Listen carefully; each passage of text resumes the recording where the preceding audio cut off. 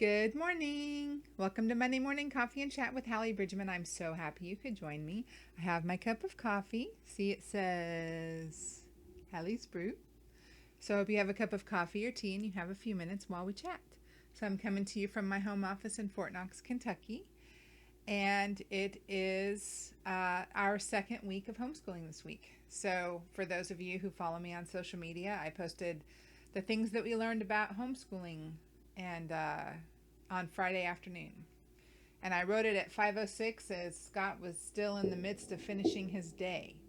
And we had a wonderful week of homeschooling. We are still learning. We're learning how to maneuver the boys through the week and their curriculum. But I really feel like in the end of it all, this was an incredibly right decision for us. And my prayer is that God provides the way for us to see them through the rest of their education.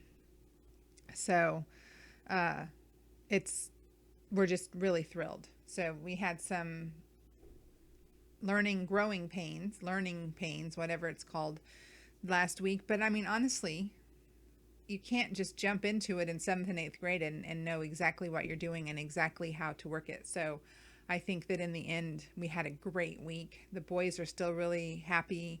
Greg and I are still really happy, and so it's going to end up working. So actually, I'm going to transfer what I wrote in social media onto a blog post. So if you're interested in reading about the lessons I learned the first week of homeschooling 7th and 8th grade boys, then look for it on my blog.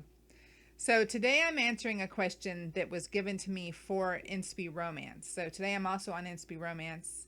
And so the question is, why Christian fiction? And so let me see if I can formulate the answer as well as I wrote it out when I wrote that blog post.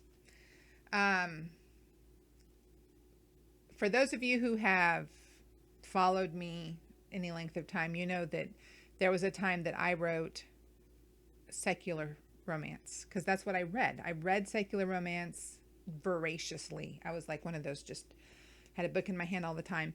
And I read every single genre from, negative AD or BC to future time travel, sci-fi, whatever. As long as there was a romance story involved, I inhaled the book. I had my favorite authors. I loved stories with strong men. I loved a lot of the historical Regency style because of the way that the men were. And I just read voraciously. So when I started writing, that's what I wrote. And so Kaylee was 2. Kaylee turned 2 as I finished my first book, and or right before I finished my first book. And for the next 2 years, I wrote 10 secular romance novels. And they were really good. They were good stories. They were exactly what their market was. They were, late 90s secular romances. And I sought publication one time, and I got a letter back. It was for an Aria for Nick, for what used to be an Aria for Nick. I used to call it Special Agent. And the answer, and what came back from the publisher was, we love this book. We want to publish this book. We want you to change the male character. And they actually said this in the letter, and make him more in touch with his feminine side. And I wrote them back and I said, no, thank you. I like my character the way he is. And that was the end of trying to get published. And so An Aria for Nick was actually the second book I ever wrote. And I wrote it with the intent of getting published with that publisher. Like, I took their publishing guidelines and used them as a checklist to write this book. And so that I could get an agent, so that I could sell what became A Melody for James. And so I just kept writing and quit trying to get published, because I wasn't going to change my male characters. I like strong men. I like masculine men. And I wasn't going to fall into this trap of conceding to publishers, which is very silly. But I had no idea that a simple request like that is an extreme. Like, normally there's a long request of changes. This was a simple one. And, the fact that I wasn't willing to do it speaks to my ignorance of the publishing field. So fast forward to, I got divorced. I got remarried. Greg and I had babies. He had multiple deployments. And so finally Jeb is, he's potty trained and sleeping through the night. And he's our youngest. And Greg said, okay, now it's time for you to focus on getting published. And so I pulled out my manuscripts, the 10 manuscripts, and I looked at them all, and 9/11 has come and gone, and the world is different. And so all of my suspense had to just kind of be tabled. And I pulled out Sapphire Ice, because the Jewel series was the most timeless of all of them. And all I had to do was clean it up, throw in a few cell phones, and, it was modernized. And so I sent that off to a publisher. But in the meantime, Greg and I were in the process of going through this massive spiritual renewal in our household, in our home.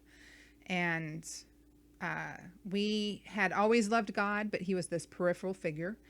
And we wanted to bring God out of the perimeter and bring him into the center of our home. And what we wanted to do was love him with all of our heart, mind, soul, and strength. And that was our focus at the time. And so what we did was strip our entertainment out of anything that either didn't glorify God, or it condoned sin, or it glorified sin.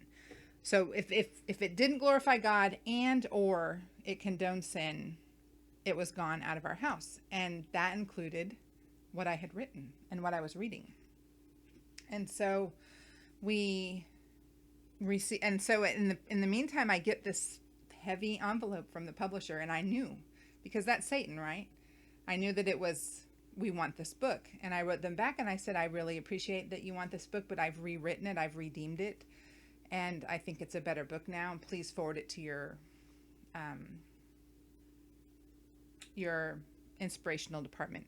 And so that was the beginning of me writing Christian fiction. But, I could have just turned it into a sweet romance, though I would have had to rewrite the entire book, because Sapphire Ice is not a sweet romance. There's nothing sweet about Sapphire Ice, but I could have just stripped away the glorification of sin that was in that book. I could have stripped out the greed and the lust and the motivations of revenge and just turned them into a sweet romance. But my calling and this is through days of prayer and meditation and fasting and asking God, what is it that you would have me to do with this gift that I clearly have, that you have given me? What is it that you want me to do with it? And the answer was vibrantly clear. And there's a Bible verse that goes with it, and it's, therefore, whether you eat or drink or whatever you do, do it all to the glory of God, which is in 1 Corinthians 10:31. And so I didn't want to write sweet romances. I wanted to write books that glorified God. And in the process, our mission statement for Olivia Kimball Press came to be. And that mission statement is to write modern day parables that minister to seekers and uplift fellow believers. And so under the heading of that, under the umbrella of that mission statement, everything I write fits that.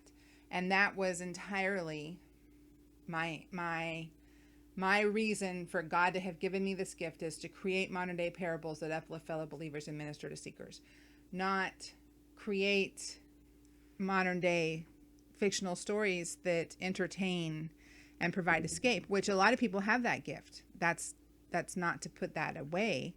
That I'm just saying that wasn't what God gave me my gift for. My gift is to whether I eat or drink or whatever I do it to the glory of God. My writing is intended to be an act of worship, an act of obedience, and a tool to be used for the glorification of Christ.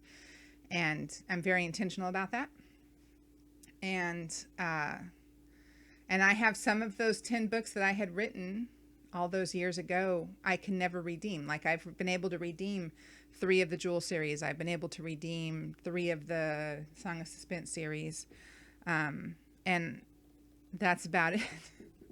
Some of them I can't. Some of them have elements that taking them out destroys the story, so there's nothing else I can do, and so I just can't use those stories as like a base to create a new one. Like the Dixon brothers are coming from the base of the idea of triplet brothers, but nothing is the same. They're completely rewritten. The Jewel series was not completely rewritten.